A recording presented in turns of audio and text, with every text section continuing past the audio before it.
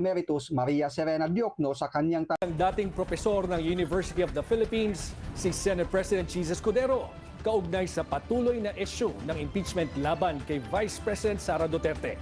Binanatan din niya ang mga tila pagsisisi pa sa mga bumabalangkas sa konstitusyon dahil sa hindi umano malinaw na pagbibigay ng kahulugan nito.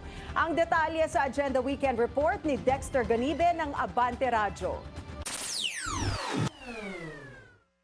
Sa harap ng higit 1,200 na mga nagsipagtapos, inatotsadahan ni UP Professor Emeritus Maria Serena Diokno sa kanyang talumpati sa ika-116 na commencement exercise ng University of the Philippines, Manila, si Senate President Cheese Escudero. May kinalaman ito sa pamumuno ni Escudero sa impeachment court at ang mga naging desisyon niya noong isinampa sa Senado ang Articles of Impeachment, partikular ang interpretasyon sa katagang forthwith.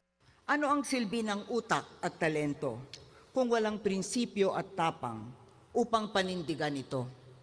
Imagine, isang salita, forthwith, ay ayaw intindihin ng nanunungkulan sa Senado. UP graduate, At binigyan pa ito ng bagong kahulugan. Hindi agad, forthwith, kung hindi 4 na buwan makalipas o dili kaya kapag may panahon pa ang Senado.